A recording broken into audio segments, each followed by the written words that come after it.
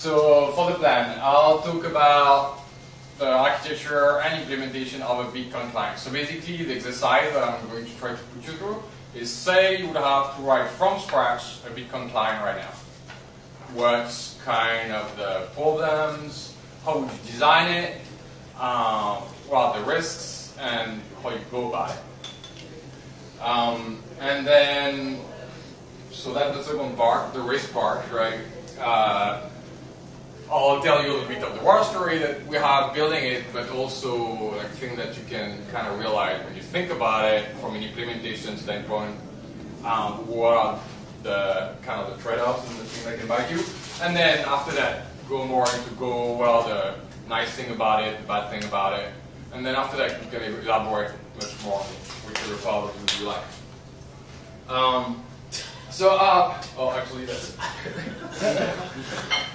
My slides are, but you ordered. Okay, that's what I meant to do first. So first, kind of the design standpoint of how a Bitcoin / cryptocurrency client would be built. So say you want to build one, right? So it's obviously peer-to-peer. You have all those peers that communicate with each other. For Bitcoin, I'll use Bitcoin as a comparison throughout, but this is true for most of the altcoins as well. So for Bitcoin, typically it tries to connect 10 to 12 other nodes. When you have a big deployment, like say blockchain.info, they connect to maybe 300, 400, something like that. We connect to about 300. The trade-off there is, if you say blockchain, right, you want to know about the transaction as soon as they're done, or the new block as soon as they're done. So if you connect it to a lot of peers, then you get that information very quickly. If you connect it to only 10, maybe 5 of your peers are actually not that great, they have bad bandwidth. It's like a format, turning on your computer every which day. So that's kind of the trade-off there. But in any case, you have a lot of peers that want to communicate with you, and you have a wire format for Bitcoin. So if you what's the wire format for Bitcoin? So the wire format is all it's a binary format, and there's a protocol with all the type of messages that Bitcoin clients can interchange with each other. Do they accept like basic web formats like sockets? So it's TCP. TCP, right. Yeah, it's TCP and binary. So if you go to the Bitcoin wiki, bitcoin.wiki.bitcoin.it or something like that, there is all explained in very detail. We have every single call. So this call like get blocks, get header, get transactions. Most of the time it exchanges hashes, and then when you ask for the actual data behind the hash, it sends you the actual data. And then the wire format for a block, it's mostly the header, and then you have all the transactions in the block. So if you want, after that, we can go in whatever level of detail you want there. But so basically, you connect to the other peers in TCP. They also accept your connection when you want to get them. There's a little handshake of versions where you say, I support protocol version 70.0.0.1. I support 70.0.0.2. Okay, depending on what. Then you agree on the lowest one, and then you connect it. So there you have a lot of interesting code just to deal with other peers. So you're going to have peers that are going to flood you, you're going to have peers that won't respond to you. So Bitcoinly, and we're just saying, you have basically a little score that you allocate to each peer. So Bitcoinly has an inverse score that we do. Bitcoinly has an off-render score. So when you send stuff that Bitcoinly is not expecting, it's going to increment your score. When you're not replying fast enough, it's going to increment your score. When you try to play a little bit with this protocol, it's going to increment your score. And above a certain threshold, it just disconnects you. So that's all the defense kind of thing. Then there's some throttling. But so in Bitcoin itself, there's very little throttling happening. Interestingly, you can just flood it. It's going to take that pretty happily, and then its performance is going to be great.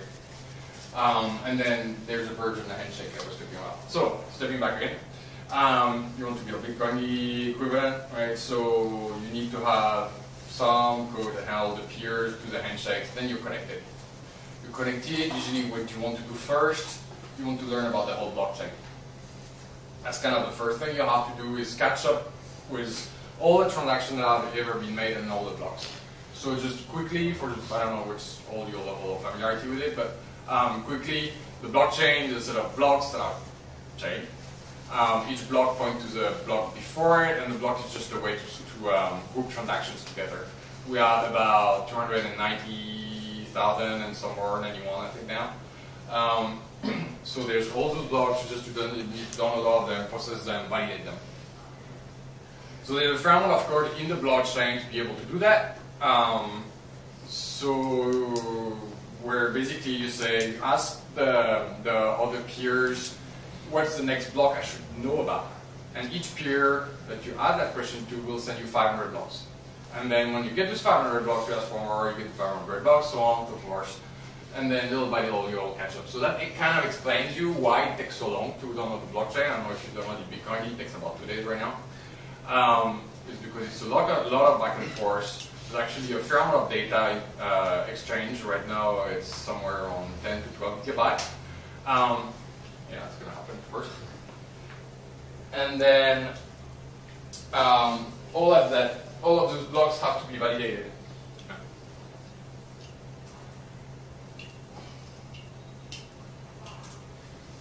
So all of the blocks have to be validated. And blocks can be large. Nowadays they're 500 to 1500 transactions. So, yeah. And then when you implement the blockchain, you have to account also for peers not collaborating well. So you ask them for blocks, they don't reply. Bitcoin has all that logic where it never will say, it will never send you too much data. They try to throttle kind of the use of your Wi-Fi connection or internet connection or whatever. So there's an amount of data you need to buffer above which is going to drop everything. It's not going to try to send you anything. So if there's a peer that's already overloaded, if you ask it for blocks, it's never going to send you anything. So the chain has to account for all of that. Now, say you code up with all the blocks, right? So you already implemented the thing, connects to peers, start asking them for blocks, get the chain, increments, find the blocks one after the other. Then once you're all caught up, you've got the whole chain with you.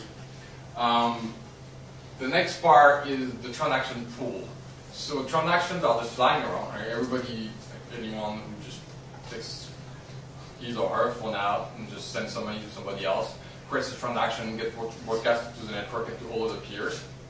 Then you get all of those transactions that are flying around, they become part of the pool of transactions. In that pool, there's two spaces.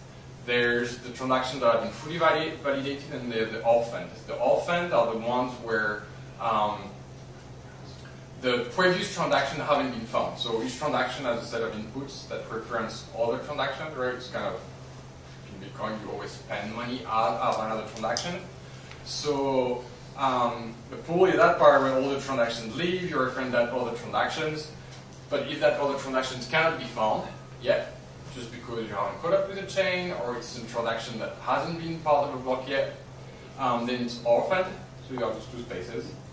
And so you need to just account for all those transactions in there. When a new block is found, it's going to go in all of that.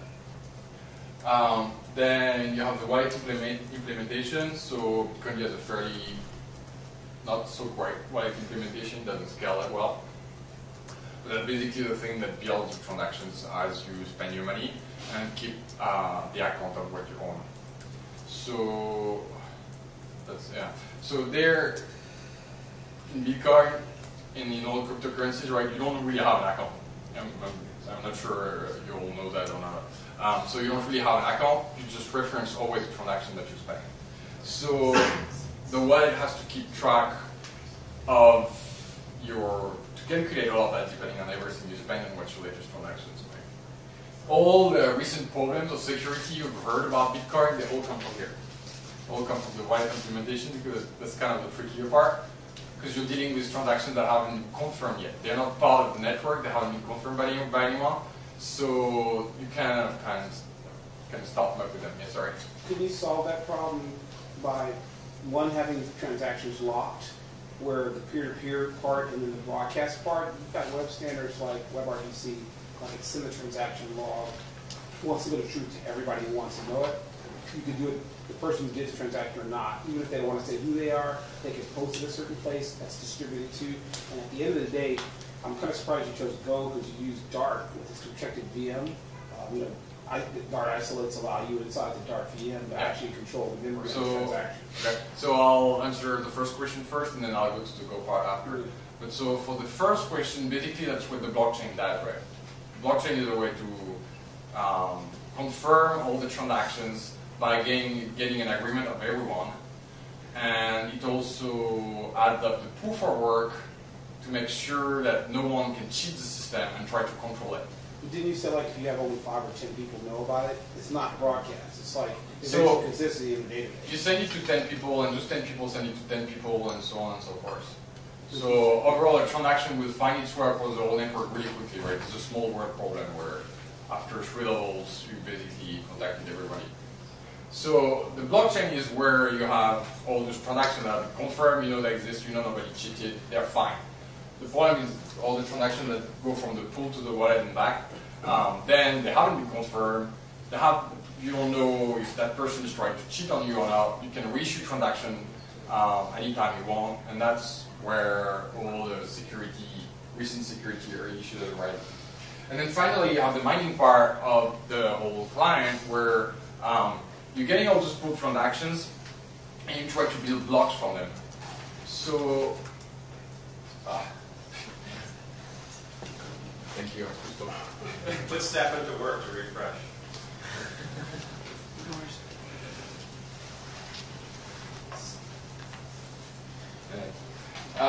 So, who, just like a little show of hands, who knows what's exactly mining? What mining is in the detail? Okay, so I won't go into there too much. So anyway, so you have to have the miner part of the Bitcoin implementation, that's what you guys know. That's actually not that complicated to implement, right? Just building the blocks and commenting on the signing. So of all of those, right, the miner from the Bitcoin client's implementation standpoint is kind of the easiest. The chain is kind of complicated. The wallet can be tricky, but it's small detail that can bite you later. It's not a lot of in-detail complication. So across all of that, right, then you, for either the chain or the pool or even the wallet, you need to implement the Bitcoin scripting language. So who's familiar with the Bitcoin scripting language? Okay. So I'll go into a little more detail then. So the Bitcoin scripting language is embedded into every single transaction, and it's basically a way to validate the transaction. So it's just a little piece of code. If you run it, if it returns true, the transaction is valid. If you run it, the transaction returns false, the transaction is not valid. And all the transaction in every single block has to be valid, otherwise the block is not valid. Well, and then there's more conditions on the block, but anyway. So it's a stack-based scripting language, like Forth, if you know, kind of, or like the JVM bytecode. It's kind of the same thing, where you push stuff in the stack and then you consume from the stack and so on and so forth. It has about 200 real instructions. There are 50 that are unused, or like kind of like probably anyway. And most of the instructions, so there's a lot of arithmetic and there's a lot of crypto you would expect. So the transaction to sign stuff, right? The most used is called object sig. So yeah, that's one that you'll see in every, like almost all the transactions that are getting out there. So the base Bitcoin transaction, right? You're gonna put a transaction out that has your signature in it. When a new transaction is being created that's trying to spend that one, it has to prove that it has a right to spend it. So a little script is inserted in that one that just says, here is the signature that should match to the previous one. They match, hence I can spend it. And you're the only one who have the signature, so you're the only one who can make that connection. But then, as I said, it's a full scripting language, So you could have, there's scripts that just validate anything. There's scripts that will validate nothing. So those are called proof transactions where you can just, and the colored card or something like that can be used for, use that or contracts or whatever, where basically the transactions can never be spent, but it's just used for you to put some data that's actually getting standardized. This is an operation called auth return, where basically in the script you put the return at the beginning, which just says right away that the transaction is invalid, and then you can put some amount of information. Okay, so that was the scripting. Again, you have about 200 instructions: the addition, multiplication, subtraction, SHA, all like SHA to 56, the double SHA, the DARE, encoding, all of that. Then you have to have a whole bunch of validation code. There's fair amount of condition that the transaction and the block have to obey in order to be accepted. So past the standard the script runs, but you have to check that the amount is not above a certain maximum. You have to check that there's mining fees, not mining fees, but mining the mining transaction at the beginning of the block. You have to check that the outcome of the mining transaction is not above a certain level. You have to check the difficulty of the block. You have to check the date of the block, that it's within the average of the last 11 blocks. You have to check the proof of work, of course. You have to check that the transaction is well formed. You have to check, well, okay, I don't know, there's 10, 20 other, easy 30 other checks that you have to do on every single transaction, every single block. So that's kind of a big part of the code you'll have to write to a client. And then the addresses, so all that handle the Bitcoin address. So the addresses are a little bit of a mess actually. They seem thank you. Yeah. They seem really simple, but there's several different types of addresses that have been built. Well, the first one was just the whole public address. So it was something like 130 bytes, I think. Then they said, okay, that's a little too long, you can't really exchange it. So now they're around 32 bytes. And then after that, there's a multi-sig addresses. There's also a new type of addresses format that are being developed. So there's the beta script hash kind of addresses. So anyway, all that to say, the address standard, there's several of them, and they're getting a little messy. So that's the framework code. And then there's all the crypto, right? So the hashes are simple, but then you get all the elliptic curve signature that's a little more involved. Usually you get good libraries for that. And then everything you need to store it. So Bitcoin uses a level DB, like the Google level DB data store, which is local. That's one part of. And it's good because it's really fast. It's not that good because it just stores the data more or less raw in there, and you can't use it that well. For example, if you want to run queries against the whole blockchain or something like that, or worse, again, the space of addresses, then you're really screwed. The space of addresses, just your address is not basically in the script I was saying earlier, right? So the address is not obvious in it doesn't say, there's not a nice field in the transaction that say, oh, the addresses are involved as this, and this. No, you need to read every single script to extract it, and both the output script, but also the output and the input references, if that makes sense. Because every single transaction has an input, which takes a past output, and then its own output. So you need to extract the addresses from both of them to know where the money comes from, where the money goes to. So that can be a little bit of a pain, the store. And so all of that, all I've described, is inside one single file that's called main. Let's see. That's basically the implementation. So I exaggerate a little bit. Right? There's some parts of the peer code that's out. There's a little bit of the crypto that's out. But the wallet is mostly out. But basically you open the file, it's 30,000 lines, over 30,000 lines of code, like that. without the headers, of course. So yeah, the code is kind of, I mean, you can look at it, it's been cleaned a lot, so it's much better now than it used to be. Satoshi was, whoever he is, was obviously a cryptographer, meaning that he didn't write that clean code. That means that this code wasn't that clean or easy to read or anything. So there's been quite a lot of cleaning up after. And it's, I mean, kind of getting there, but what you have to see also from a kind of implementation standpoint and user standpoint, Bitcoin has been implemented, Bitcoin E, Bitcoin PT, and not Bitcoin Core, has been implemented with, at the beginning where the goal was just for you to run it on your computer. And you would just have a little wallet. And now it's kind of grown past that, but the implementation is still kind of in between. So that's where the system can be a little tricky to deal with. The RPC API is kind of all the issue. So I forgot what how I heard. Before. Okay, got a network.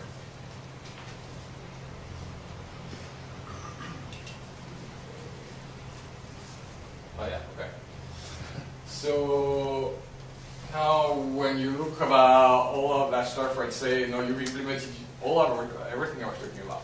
So you implemented your chain, your pool, peer-to-peer communication thing, you can open all the blocks and everything. Well, you still have to worry about a whole lot of things that are just part of the ecosystem. Right now, there's only one implementation. There's Bitcoin, it's a reference implementation. As I was saying, the validation, there's half gazillion checks in there. There's like the size of the block. There's random limitations. The block can only be 1 megabyte. Right. We said the block can only be 1 megabyte. Well, just it was maybe a smart limit back then. Now we're getting really close to it. So if you're say your implementation, you're like, okay, I'll be generous, I'll give them 2 megabytes. Well, you just created the opportunity for a fork to happen in the whole network, because if somebody emits a block that's 1.1 megabytes, you will accept it. The standard Bitcoin will not accept it. So one chain will go, so say the standard chain starts like this. Then here you have your 1.1 megabyte block, right? But you're going to be the only one, you and your friends who all run the nice software that you work will only be the only one who will accept it. So everybody will be starting building on another block, but yours. And then you will continue on your nice little block, and after, and all the miners will, because your friend likes to mine your from your software too, so everybody will continue, and then you have two chains that evolve in parallel. And so which one becomes the right one? Well, I don't know. Could be one, could be the other. Who's to know which one is the actual real chain? The way the protocol handles it is the longest one wins. So it all depends on how many friends you have. If you're very popular, you have a lot of friends, you have a lot of them, then you might actually win and impose your 2 megabytes limit. Otherwise, well, there's all the others will win, and the limit will stay 1 megabyte. So that's just to say that just a tiny little difference in the way you've implemented your client can create a fork that will cause people a real problem because their transaction ultimately will not have been accepted. And they might have counted on it, spent and having buffs, not for having received money. And that's true for pretty much every single little parameter that you could have worked in your code.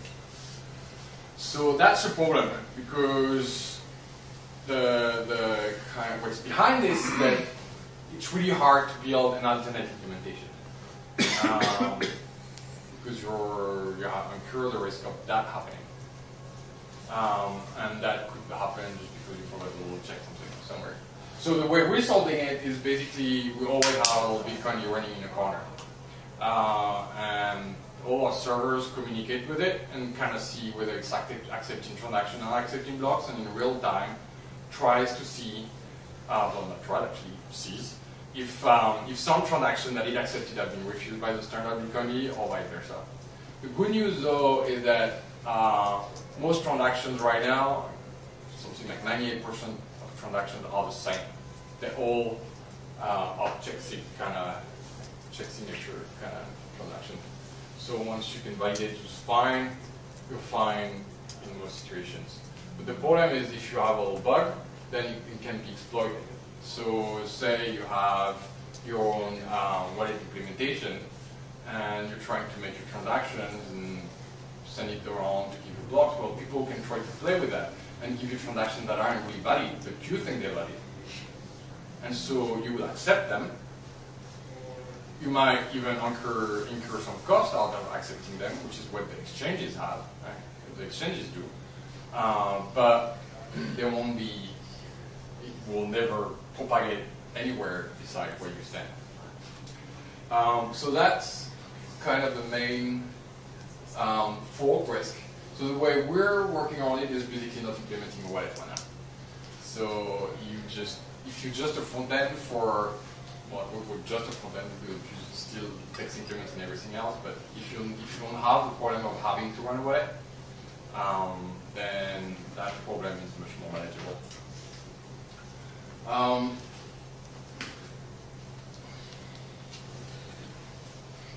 Yeah, so the underlying issue of all of that, though, and as developers should kind of care about, be a little worried about, is that, and whenever you have a single implementation, thank you, whenever you have a single implementation, it's never good. Right? It just creates a monoculture in that implementation groups.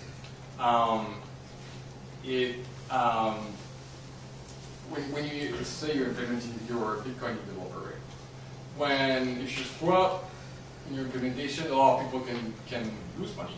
So adding patches, doing any kind of changes, you kind of have, well, on one hand, if I don't do anything, I don't get into any trouble. If I do something, I can get in a lot of trouble.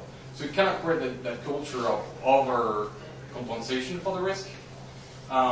I've worked a lot at the Apache Software Foundation. Apache has the same problem. Apache, the HTTP server, runs on a gazillion platform, like things that everyone has forgotten ever existed. But yet, there's maybe 2 people in the world that are running it, and they still have to have the software that runs on it. So now if you write the Apache patch, right, you say, I found a genuine bug in the Apache HTTP server. I want to fix it. Well, good luck finding that platform to test that your bug works on it. So Bitcoin is starting to run that kind of same dynamic where Bitcoin it's some of the reference implementation that everyone runs, that it becomes that monoculture where everybody has to go through, pass through that filter. So it's kind of nice now that we're starting to see more full-time implementations, but it's not quite there yet. That's about it. So now I'm going to go to Go. I don't know where this thing that condition. Great, sorry. That's fine now. Okay. So Go as a programming language. So why Go? Okay. From a programming language standpoint, you can argue so hard as to why is this versus that. What is it better? What is it worse? What's better about it? What's worse about it? Ultimately, so there's bad choices. There's really, really bad choices, and there's fine choices. And after that, which of the fine choices you make? My personal conclusion is your taste. As a developer, we'll have tastes. We're human beings. We like some things better than others. Programming languages have been wrote for humans. Right? Otherwise, we'll all be coding assemblers. So as a person, there's something you like better, something you like worse, and your choice reflects that. But as far as a somewhat objective argument, good is pretty fast. When you look at the benchmarks, right, it's kind of up there. It's not down there, which would be everything. It's kind of up there. There's nice concurrency primitives, so it's based on channels and routines. So basically, it's kind of range threads, if you're familiar with that, or it's like coroutines but with fragile on it. So it's all collaborative, and then when you end up having multiple processors, it just multiplexes. automatically. So that's kind of nice. The bad news is if you've been sloppy about your data structures and some are shared by some of your routines, then it goes really bad. So you really have to use the concurrent primitives that are provided and it's all channel-based. So basically you communicate with library, sending channels. All the data goes through channels. You can buy a nice little pipes of data flowing through, and so like data happen. It's not too verbose, so yeah, Java, I'm looking at you. You don't need to tell it 3 times what type of something is. Usually you can guess from the first time. The language actually, even you can tell it from the developer style, right? They encourage terseness. After that, you might like longer, viable names, very descriptive names. I personally don't, and that's kind of where the choice is and the thing you like or don't like personally. That's more the cultural aspect of it. You can make very long names into it too, it's not this good memory management, the garbage collector is actually pretty good given where they're at, compared to something like V8, for example, where the garbage collector is working, but it's a little crude. Well, it's adaptive. I shouldn't say crude. It's adaptive for a browser. So that's the problem you have when you develop on Node.js, right? The thing you need to be aware of developing on Node.js.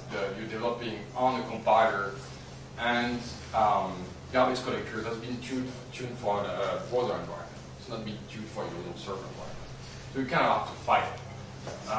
Which is not always bad. Sometimes it gives you good habits, but it's kind of what the here is. So the memory management in Go is pretty good because again, the garbage collector is pretty good. And then it doesn't force you to always use it. You can just allocate big data structures, store bytes in it, and then it's pretty good at that as well.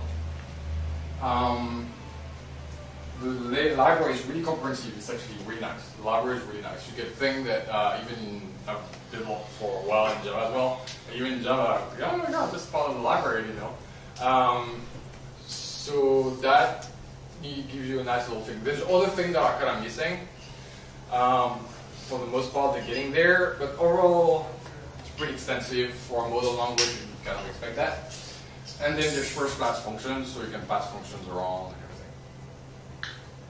One big thing that I would have that I don't like too much about it is that even though it don't support first-class functions, it supports first-class functions, or it doesn't support generics. So in general, generics, well, yeah, maybe not.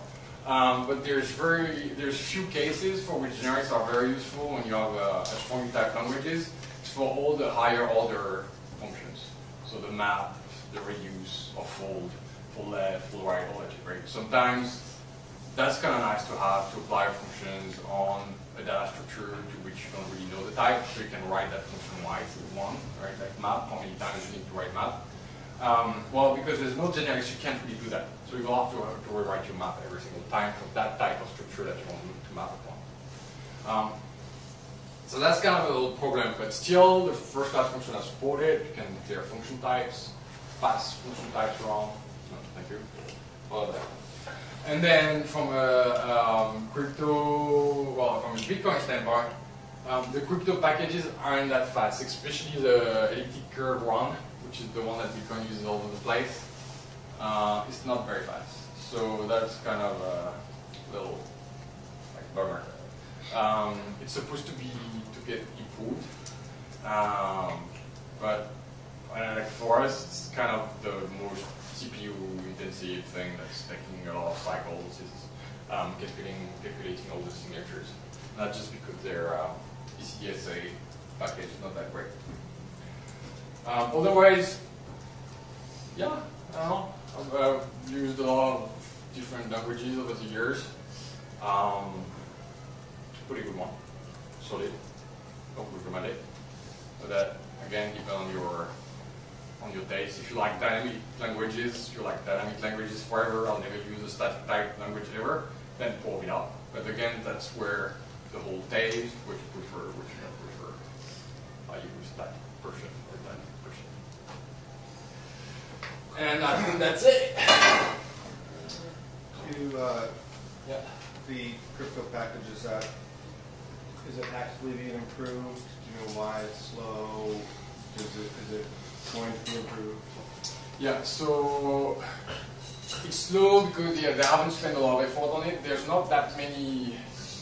So if right now in the wild there aren't that many elliptic curve cryptography that's being used, right? It's still a lot on RSA. Well, the whole world I'm talking about. So from a use case standpoint, it kind of makes more sense for them to try to optimize the RSA implementation much more. I know there's several people that have been looking at it lately, and a lot because of the cryptocurrency adoption. And so I know it's being worked on. Is your implementation open source? Your Bitcoin client or your Go? Oh, the one we're not yet. So we were, yeah, I should have covered that. So we'll open source it. We'll open source a client. Yeah. We are waiting for it. Well, we're waiting. We're not really waiting. But we're working on it to be at the stage where we find open sourcing it without any of the risks that I was talking about earlier. Sure, yeah. So basically, the idea is running. So we have our cluster, right? Yeah. Cluster of like right now. So stepping back a little, our implementation is optimized for large scale.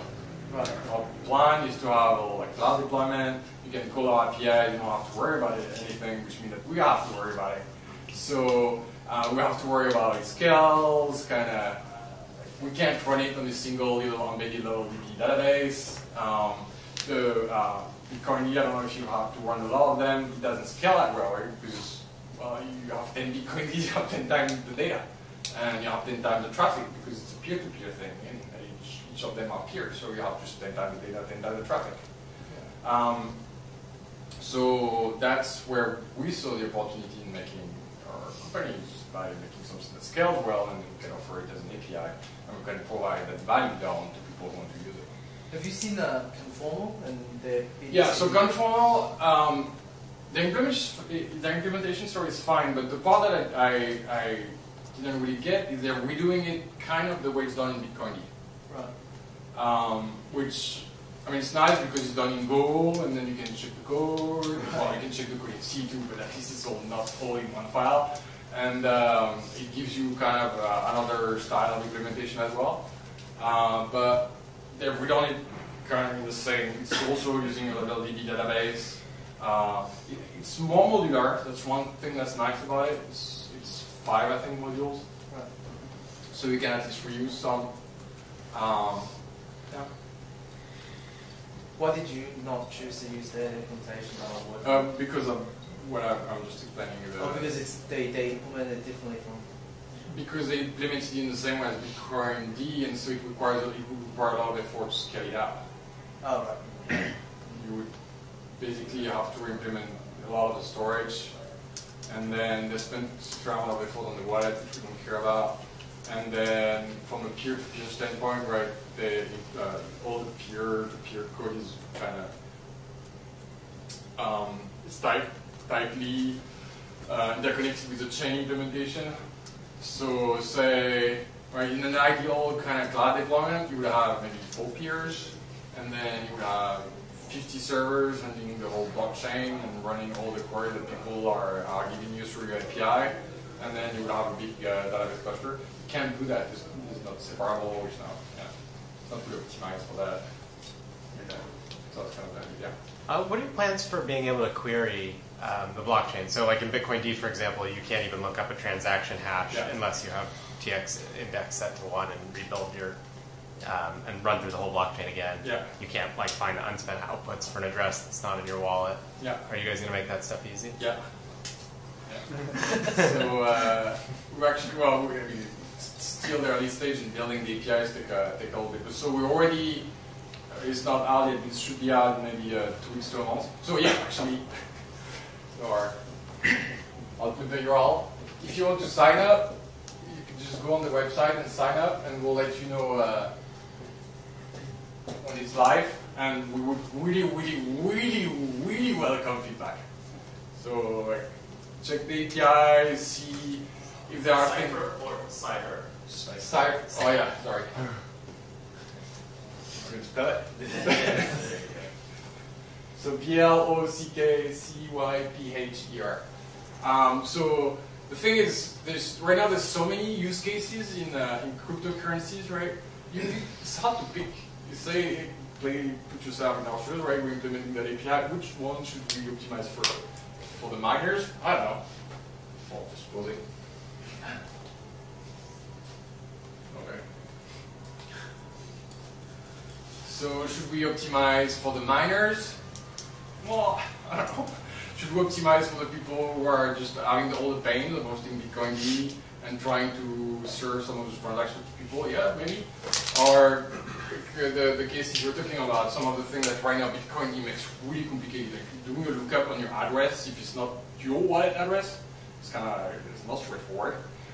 So that's where we're going at first. But we would love to have if you want to shoot us an email, sign up for anything, tell us what you're working on, we'd love that. So we can tell sort of where we should go first, where we should go after, things like that. That'd be really useful. But so yeah, so we have to be sorry to get back to the question on the integration. We are working, so again, our storage is different. For the storage, we use Cassandra as a storage. So we can put in all the index, well, not really all the indexes, we can structure the data the way we want. We don't have to stick with the raw data. We actually already have 40 gigabytes of data on the cluster. The blockchain is about 16 right now. Sorry, what database are you using? Cassandra. Yeah. Yeah, so because we can denormalize the data very effectively, and then offer that kind of which angle you want to look at. So if you're interested, I don't know what you're working on, but if you're interested in like the unspent transactions or just the spent transactions or the lastly spent transactions, that's the kind of thing that we can do. We also offer like the part I've been working on the most recently also offering streams, just a stream of transaction coming in. Yeah, one cool one that's hard to do right now with externals, so hard to do on your own, is to monitor addresses for incoming transactions. You can do it, but it's just a lot of work. Yeah. It should be very simple. Yeah. So that's we're probably going to work on that in a couple weeks from now. So we already have all the code that basically denormalizes all the transactions, right? Extract from the transaction how they're being made as we receive them, basically. Extract the addresses and then reference from the address of transaction, so you can look up the address and find all the transactions that have been made. We just don't have the streams to offer that yet as a. So we're either gonna do we're doing both. So you can choose whether you want a webhook or WebSocket. But basically that's gonna come out, and then as the transaction come in, now you should be able to get another if it's an address you subscribe to. And you can just run it locally too if you don't want to share which addresses that you're monitoring? So not for now. We want to, as I was saying earlier, we want to run it locally for a while, so that we make sure that all the transactions are running fine, we don't create any fork or anything, and then we'll release the code, yeah. Cool. Thanks. I might have missed it at the beginning, but yeah. Do you have like some kind of policy for like which nodes you connect to, or like how many nodes you're connected to? Oh, so the answer varies a lot depending on kind of use case. So Bitcoin D, again, Bitcoin Core, optimizes for you, the home user. Well, the quote power home user, because your grandma is not going to, well, I don't know, some grandmas probably run it. But because the person who are not technical at it, I told will not run it, but most of the people who know to install a couple of software will want to run it on their computer, or may try to run it on their computer, and that's the kind of use case they optimize for.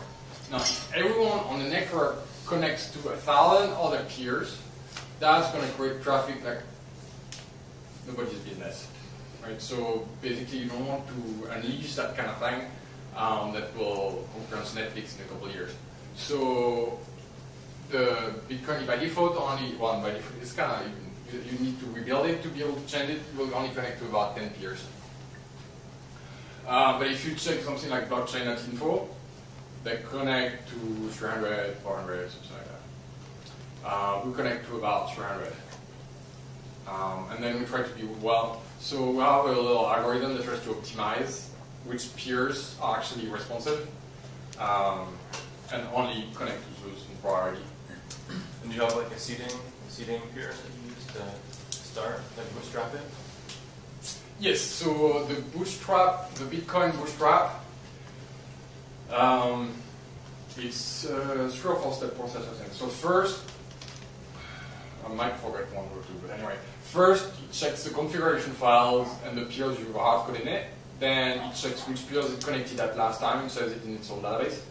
Then there's a DNS bootstrap where it looks up 3 or 4 different DNS names and it returns all the A records for that DNS. And then it tries all those peers. So those are kind of well-known hard-coded peers here and there. And then there's a few, I think there's 4 or 5 hard-coded peers in the code as well. Where it has that all kind of, let's check all of them and see which one are nice or not. All right. All right. Matthew, thank you.